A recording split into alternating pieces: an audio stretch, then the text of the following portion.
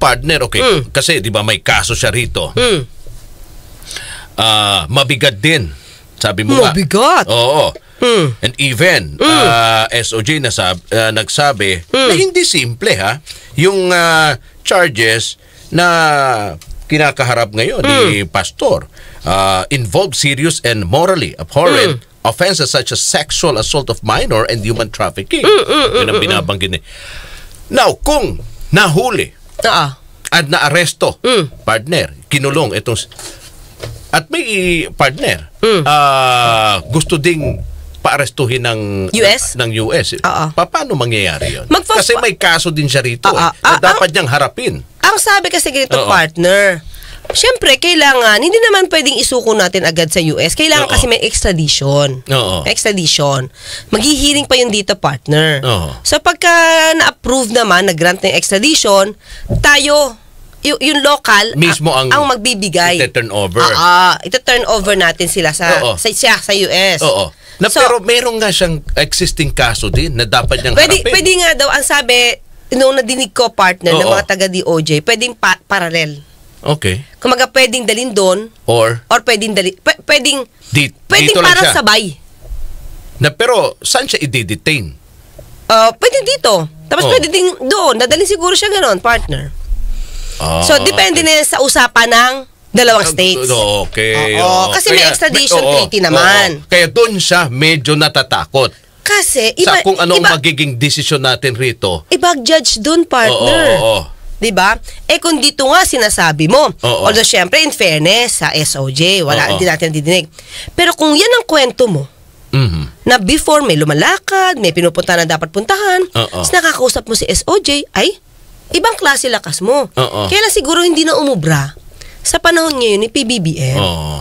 Diba? Kaya yung fear mo, diba? Sabi ko nga, partner, during the campaign at the time na hindi pa nagkakaroon ng issue tungkol sa pagwawaran sa kanya, wala siyang ka-fear, partner. Yung invitation na ganon, in good faith yun.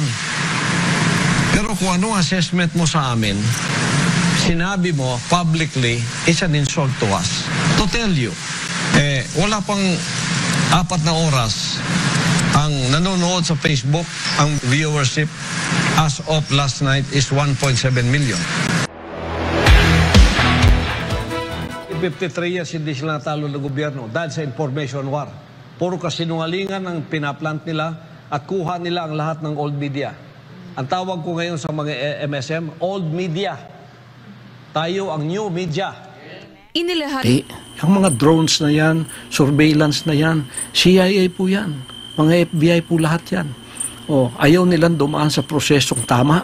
Gusto nila extraordinary rendition. Bakit po?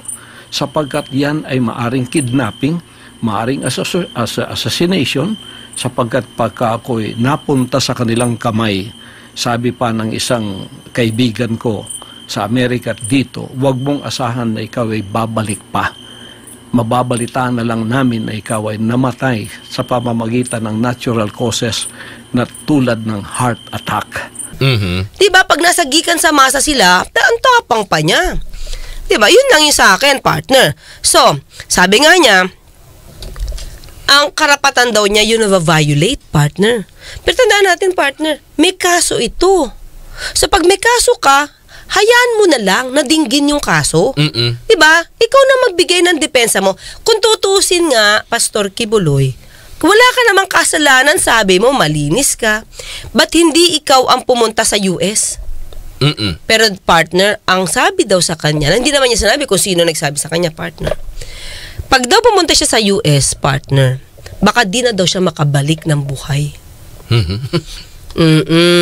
Doon daw, magkakaroon ng cost ang pagkamatay niya ng natural causes. Pwede daw siyang inatake sa puso. Pero hindi na daw siya makakabalik sa Pilipinas. Ganyan ang mangyayari sa iyo. Playbook po yan. Playbook po yan. Yan po ay playbook ng CIA at ng FBI na nasa likod ng lahat ng ito. Puti po ang nasa likod ng lahat ng itong nangyayari sa akin ngayon. Sa akin lang, ano yung kanyang basehan, partner? Oo nga. Ano yung kanyang basehan? Yun nga yung hinahanap ko, partner. Ang dali kasi magkwento. Oo. Di ba? Kasi mahirap din na magsalita ka na samantalang ang pinag-uusapan rito ay yung mga kaso, partner, na dapat mong harapin. Na Oo. legally, na-file. Oo, legally na na-file. Oo. Oo. Diba? So, mukhang kung meron siyang ebidensya na ipapakita, partner, na ganun yung mga posibleng mangyari, di ba? O pwede pa yun, siguro.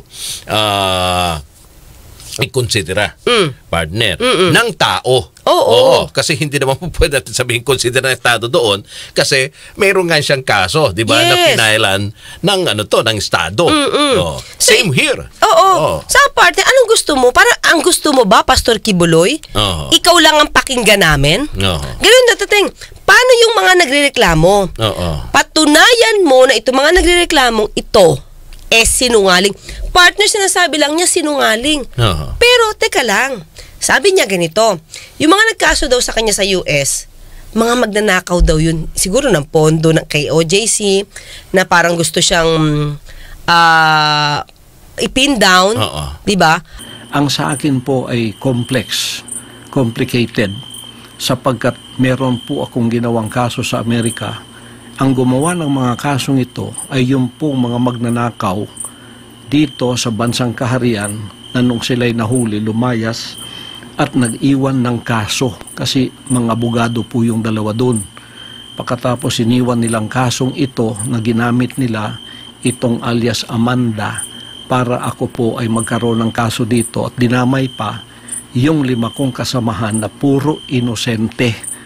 Pagkatapos po pupunta sila ng bansang Amerika ay gumawa na naman po ng kaso doon. Pagkatapos pinaniwalaan naman sila ng bansang puti sapagkat meron din siguro silang interes sa akin at sa paglago ng bansang kaharian sa Amerika.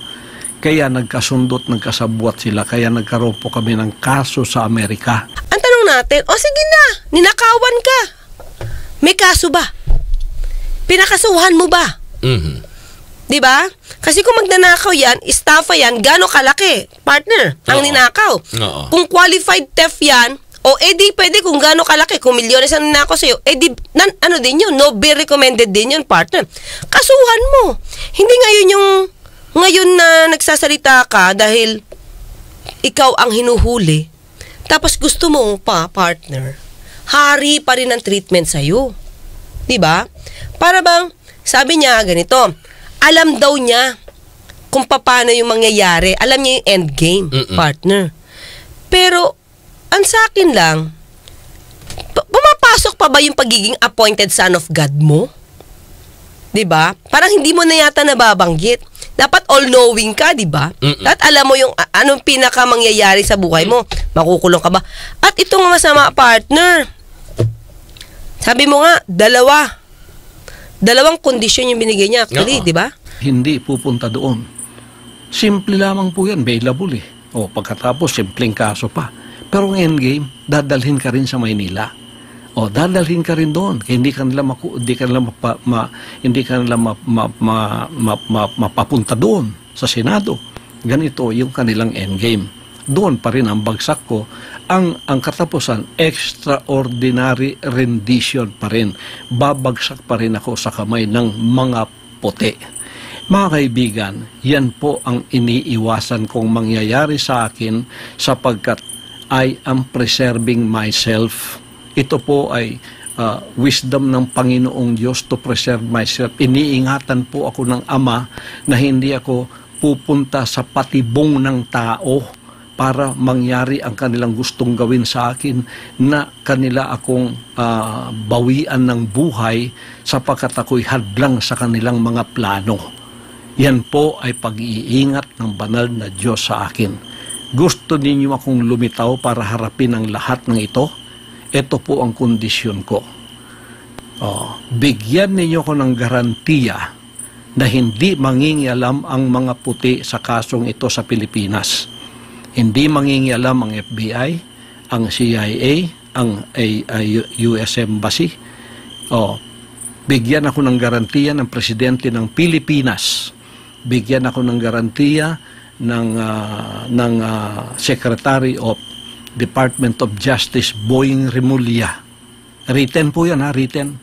Bigyan ako ng garantiya ng PNP head na si Marbil, General Marbil. Bigyan ako ng garantiya ng NBI head at CIDG. May garantiya na hindi mangingialam ang Amerikano at walang mangyayaring extraordinary rendition. Ako po ay lilitaw at haharapin ko ang lahat ng kasong yan kahit saan nyo dalhin dito sa Pilipinas, maging Pasig man o maging dito. Yung una, wag makikialam, dapat may garantiya na wag makikialam ang mga puti sa kaso sa Pilipinas, partner. 'Di ba? Oo. Partner, sige, mga kayubi, isipin natin yan ha. Okay. Pag sinabi mo wag makikialam sa kaso sa Pilipinas, partner, meron tayong sariling court. Hindi natin napag-uusapan yung ICC. 'Di ba? May sarili tayong court, may sarili tayong judge. So definitely hindi makikialam ang puti sa husgado dito. 'Di ba? Kahit nga hindi mo nabigay na kondisyon 'yan eh. Ang tingin ko ang nakalimutan niya doon sa kondisyon niya, ang feel ko na dapat niyang sinabi, huwag siyang isusuko sa US. Bigyan niyo ako ng garantiya kasi yun yung nasa 17 conditions niya before. Yes, oo. Tandaan mo? Yes, partner. So tingin ko dito nagkulang siya ng salita or ng words. Ang tingin ko gusto niya mangyari dito, bigyan niyo ako ng garantiya, written, 'di ba? Written guarantee from the president, from the SOJ, from the PNP chief, partner, no? Oo. NBI chief and CIDG chief. 'Di ba? Na wag makialam ang US, wag niyo akong isuko. Kasi kung iisipin mo, di naman pwedeng allow ng korte natin na makialam ang mga US sa magiging desisyon ng judge. Hindi nangyayari 'yun. 'Di ba?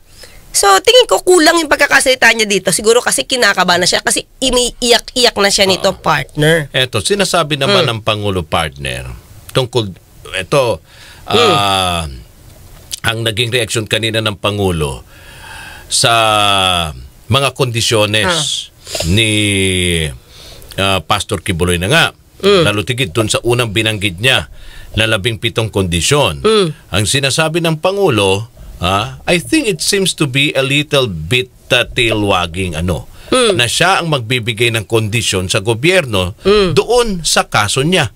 Akusado siya sa warrant of arrest. Para sa Pangulo, hindi daw dapat panghumirit ng mga kondisyon si Quiboloy dahil we will exercise all the compassion to Pastor Quiboloy. We've known for a very long time ang maipapangako na all the proceedings will be fair. Yun. Yun ang magandang pangako, yun partner. Yun sabi ng Pangulo. Nakita mo ba yung opinionated attack? Yan din. Diba? Bakit parang pag-aaksaya ng oras yan? That's just trash. Ang sa akin lang din, partner, ganito nga eh. Kung ihimayin mo yung word ni Pastor Quiboloy, tingin ko yung isang kondisyon niya na yan na bago dito. Mali. Kasi definitely, with or without written promises, partner, hindi naman talaga makikialam ang US. Ang tingin kong gusto niya sabihin, huwag siyang ipahuli. Diba? Tapos, sinabi niyang pangalawa, partner, huwag ituloy yung moro-moro daw na hearing ni Senator Riza. Tapos, si Hontiveros dyan sa Senado,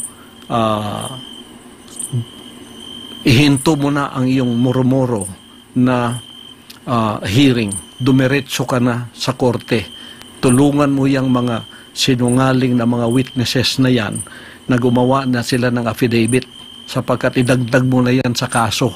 Doon din ang bagsak natin, kaya doon ka na pumunta. Huwag ka nang magpa-arte-arte pa dyan sa Senado. Ang dami mong arte. Ako ang ginagamit mo para ikaw ay pumunta sa mas higher position. Alam ko na ang galaw mo, alam ko na yung style mo. Diba, hayaan na lang sa korte. Umandar lahat. Ito nga nasa korte na, ayaw mo pa rin paandarin eh. Na nagtatago ka. So sa akin, tingin ko, partner, masyadong napamper si Pastor Quiboloy. Kumbaga, spoiled. Spoiled siya. Kasi, lahat tingin ko nung panahon nila, nung nasa power partner, kaya nila lahat. Diba? Hindi ko nasabing illegal yung pwede nilang gawin, kaya nilang lahat, partner. Pero, parang lahat ng wish, diba? Natutupad. Diba? So, yun lang yung sa akin, partner. So, ngayon, pumipiyok-piyok pa ako. Ngayon, hindi niya kaya. Dahil si PBBM sumusunod sa rule of law. 'Di ba? So, 'di ba sinabihan nga siya na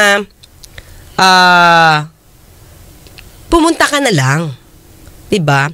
Bibigyan namin kayo ng protection. Kung ano yung dapat na ibigay na protection sa lahat ng tao, magiging fair. That's the best promise that you can give to a person na takot. Fairness. 'Di ba? Na ang tanong natin, dati ba, nung panahon ni Pangulong Duterte, meron ba tayong salitang fairness? Diba? Ang hirap kasi ngayon, diba, you're asking for fairness. Bakit dati ba, naging fair ba kayo? Nagtatanong lang naman, partner. Oo. Diba? Ako lang naman, partner. Nandyan na ang warrant. Bakit napakahirap para hanapin, partner, at isilbi etong warrant of arrest para kay Pastor Kibuloy, at may lakas na loob pa, diba, si Pastor Kibuloy na magbibigay na official statement? At mga kondisyones. Kasi, partner, ito tingin ko, Oo. ang lawak kasi ng kalupaan niya. Okay. Tapos, bago ka makapasok, ang laki, tama ba? Ang haba na lalakarin mo para makapunta ka sa mansyon niya. Kung dun man siya nagtatago. Di ba? Kung dun man. Pero kung gusto, partner, matitrace naman nila kung saan. okay. Pero since napakalawak nga ng lupa, ito, sino yung mga ano dito? Tangan to, si Master Pogi. Parang ang hirap pasukin. Natatandaan nyo kay Yubi, di ko alam kung related to, ha? Natatandaan mo, di ba yung lugar nila malapit sa Mount Apo? Oo. Tama mga kay Yubi, di ba? Tapos biglang nag-news yung Mount Apo something, yung sa maintenance dyan, or sinara for public viewing or public tourism. Parang sinara kasi i-maintain. During that time, hindi ko alam kung connected siya, partner. So, kung sinara siya, di limited lang yung taong pwedeng pumasok. Hindi na makakapasok yung hindi kilala. So, malilimitahan. So, bakit mahirap? Ang tanong natin, kinakalong ba siya ng lokal? Diba? Hindi alam, partner. Hindi natin masabi. Okay? Kasi so far, hindi din natin alam kung nandyan ba siya talaga, nandyan pa ba talaga siya sa Davao or well, kasi kung sabi mo nga, kung gusto Partner, tingin ko Oo. Kaya to Oo. hagilapin ng NBI CIDG. Oo. Kasi pag PNP na hindi taga-local, partner, wala silang jurisdiction. Oo. Kaya ang papasok dyan, NBI saka CIDG. Okay? Tingin ko, sa confidential funds or intel funds nila, kakayanin tong hagilapin, partner. Ang hindi ko na alam, kung paano mapapasok ito, dahil may banta si Pastor Kibuloy. Hindi siya susuko. No. Diba? Kung magyayari lang din ng extraordinary rendition, yun ang tingin kong gusto niyang palabasin, partner, na pag pumasok kayo dito, automatic extraordinary rendition yan. So we have to fight. Ito po ang nasa aming mga kamay. Bakit hindi ko harapin? Umiiwas po ako dahil ang playbook ninyo, alam ko, ang katapusan is extraordinary rendition. Mapasakamay ako ng mga puti, magiging klaro recto number 2 ako, mamamatay ako sa kanilang kamay, i-announce sa buong sanlibutan, heart attack ang ikinamatay ko. Pero patay na ako. Yan ang endgame ng playbook na ito. At hindi ninyo yan pwedeng ipagkaila. Maliban kung ibigay ninyo sa akin ang garantiyang aking hinahanap, hindi po ninyo ako makikita. Sige, i-manhunt ninyo ako. Ako'y tatayo na hindi magpapasakop sa injustice. Ako'y hindi magpapasakop sa tyrannical rule. Ako'y hindi magpapasakop sa oppression and suppression of my rights.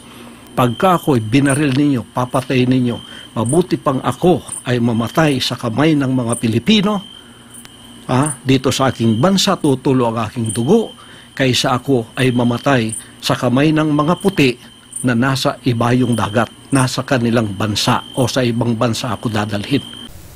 Diba? Mm-mm. Magkamatayan tayo dito. Oo. So yun, kaya tingin ko mga kayubi, ang basa ko, yun ang gusto niyang palabasin sa mga tao. Oo. Na pagka lumaban siya, I have the right, tatayo ako, paninindigan ko yung hustisya dahil isusuko nila ako sa US ng extraordinary rendition. Oo. So, syempre, ang dating ng tao, pag lumaban to, ay, hero. Oo. Diba sabi nga niya, mamamatay siya? Like Rizal. Ako papayag sa ganun. Kung imamanhunt ninyo ako, kayo mga CIDG, kayo mga NBI, kayo mga kapulisan, yan ang senaryong haharapin ninyo. Magiging martir akong tulad ni Rizal. Magiging martir akong tulad ni Bonifacio. Pero tatayo ako sa aking kinatatayuan. Kung kayo, mga oppressor ko ngayon, ay hindi na mga banyaga, ginagamit kayo ng mga banyaga, nagkasabwatan kayo para sa aking harapan, banyaga pa rin kayo. Tatayo ako laban sa inyong oppression, sa inyong suppression of my constitutional rights, at tatayo ako laban sa injustice ng gobyernong ito. Oo. Diba? So, hero pa siya mangyayari. Oo. When in fact, kinukuha ka lang, pinoproseso lang yung warrant of arrest, na legal naman. Tapos aayawan mo. Diba? Ngayon, lalaban ka as if si Rizal ka. Mhm. Oh. Ano yung pinaglaban niya doon? Wala kang pinaglaban. May kaso ka eh. Kaya may Diba? isinisilbi lang partner yung warrant of arrest para harapin yung kaso. Yes. Kaya Talagang. itong huling Which is, statement niya, nung una, yun naman ang challenge niya sa Senado. mag-court na lang tayo. Court, oo. Oh, nasa court na. Oh, kasi hindi ako naniniwala yung mga ginagawa ninyong hearing. Oh. Kasi wala naman doon makukuha doon na batas na po pwedeng gawin. Kasi partner, at the time na naghamon siya ng hearing, hindi pa ganun kalala yung relationship niya with the government. Oo. Diba? Okay pa sila eh. Okay pa sila. Tapos may pangako nga daw sa kanya, diba, i-dismiss. Oo. So doon siya umasa. Oo. Sabi ni Master Pogi, easy traced but the safe extraction is the issue. Yun. Oo. Lalo na yung sabi ko malaki, diba? Malaki kasi yung lugar. Oo. So, ang pwede nga mangyari dyan, magdo-drone. Sabi nga ni Pastor Kibuloy, may nakikita siyang drone, pero CIA daw yun. Oo. Diba? CIA daw yun, diba? So, sa akin, yun tingin ko, ilan na armas, partner, ni Pastor Kibuloy? Oo. Ilan na armas? 11. Oo. Ayon sa PNP yan Eh, syempre, kaya nila sabi yun, partner, malamang license to. Oo. Eh, diba, nangyari nga yung batas na to, na pag collector ka, kahit ilan na ang maging collection mo. Pero parang nasa batas, partner, hindi pwede yung high-powered eh. Oo. Diba, mga kayubi? Pero Kaya hindi naman binanggit ng PNP kung ano nung mga armas ito. Pero for sure, sabi mo nga, kasi alam ng PNP kung ilan, so nakarehistrado to. Nakarehistro yan, Oo. partner. Nakarehistro. Sa partner. Sasabihin niya ito ha. Kaya sabi ko nga, binibilog yung ulo natin ni Pastor Kibuloy.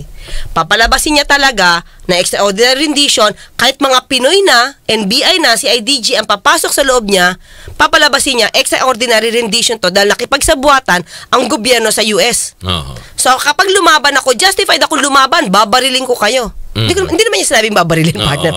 Pero yun yung dating magkamatayan, ano pa ba yun? Lalaban kami. Lalaban ako. So ano pa? Sa partner, sabi niya, gawa-gawa lang daw yung kaso niya sa US.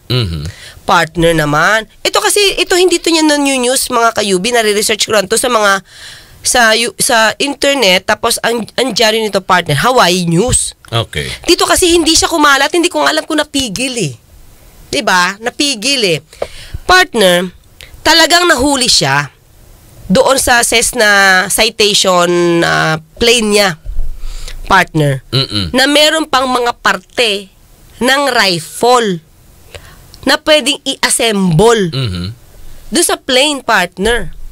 Ang tanong natin kay Pastor Kibuloy, kanino mo ba ibibigay yon pag na-assemble na? Sa'yo ba yon? O sa kaibigan mo si Pangulong Duterte, na collector din ng mga baril? Diba? Bakit naman being a pastor, Oo. collector ka ng baril? So meron ka bang iniisip talaga na ganyan? May sarili ka rin bang army Mhm. na tago? Diba? Siyempre, partner, laki-laki ng bundok nila eh. Hindi na makikita yan. Well, alam yan ng ng PNP din.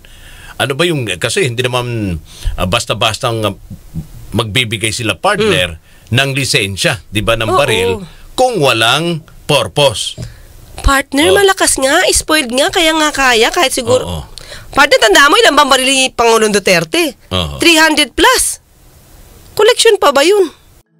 Former President Rodrigo Duterte defends his firearm collection, saying these were all registered with the government. In a media briefing on Tuesday, January 30, Duterte says he was aware of the probe into his firearms after receiving a call from the Firearms and Explosives Office, saying he told the agency to, quote, give everything. Duterte explains he is a gun enthusiast, adding all his firearms, which he says are collector's items, have licenses. Documents obtained by Rappler reveal Duterte's licensed firearms include 222 pistols, 72 rifles, 45 revolvers, 13 shotguns, 2 small arms, 1 machine pistol, 1 high-powered rifle, and a barrel. Duterte holds a Type 5 license which allows certified gun collectors to have more than 15 guns. Rappler has verified with various sources that Duterte's guns were all approved by the National Police for licensing in June 2022 with an expiration in March 2032. Tandaan mo, Pero, partner, partner, ang buong mag-anak ng mga Duterte, kahit si VP Sara, may collection din ng baril. Mhm. Kasi pinakita to, partner eh. Si VP Sara, si Mayor Baste, saka si Congressman Pulong. Oo. So, what's in it? Oo. Diba? Yun daw mga kayubi. Oo. Christian Reyes, hindi susuko. Dapat yan kausapin ng pulis yan. Tingin ko, partner, ito talaga tingin ko, hindi to susuko. Oo. Hindi yan susuko. Unang-una, kasi pag sumuko yan, kahit mag-bail yan sa Davao, partner, merong qualified trafficking na no bail recommended, makukulong siya. At yun ang tingin kong ayaw niya. Oo. Endgame nila, bawian ako ng buhay sa kanilang kamay. Hindi ako papayag. Kung ang endgame nila ganun, hindi ako papayag. Ang endgame ko, mamamatay ako sa kamay ng mga Pilipino, okay sa akin yun. Basta nakatayo ako sa aking sariling prinsipyo, values, hindi ko pinagbili. Bansang kaharian. Tandaan po ninyo, ako'y mamamatay with honor. Tatayo ako para sa mga ginipit, kinunan ng katarungan, kinunan ng hustisya sa bansang ito. Dito tutulo ang aking dugo. Dito ako mamamatay. Bahala na. Basta Pilipino ang papatay sa akin, okay sa akin yun. Yun lang man po. Pagpalain tayong lahat ng ating dakilang Ama at naway manumbalik ang kapayapaan, ang katarungan, justisya sa bansang ito. Oh, nasa na ang tapang mo, Pastor Kibuloy? Ang tapang-tapang mong mag-red tag dyan sa programa mo?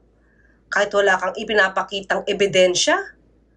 Ngayon, ikaw ang huhulihin dahil sa marami kang kaso? Iiyak-iyak ka ngayon? Pakita mo yung tapang mo. Matapang noon, iyakin na ba ngayon?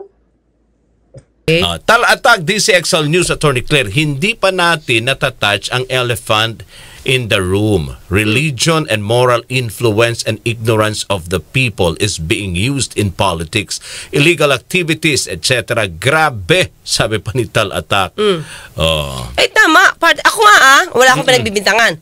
Pero, ang church, pwede na magamit, taguan ng pera ng politiko.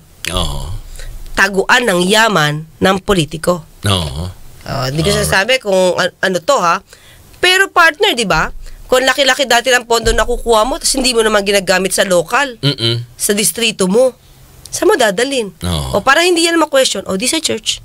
Partner, from 150 over 110 yung BP ni Tay Amig. O, di normal na. 150 over 110. Tapos naging 122.80, normal na. Normal na. Dahil sa Santon Plus Gold. Oy, O, di ano ulit? Pork! Pwede na. Ay, sige, So, mga hanggang kasama. bukas, magkita at magkarinigan tayo. Ako pa sa Tori Clay Castro, ipapalalang, huwag tulugan ang inyong karapatan. At ako naman pong inyong lingkod, Radyo Man Rod Marcelino.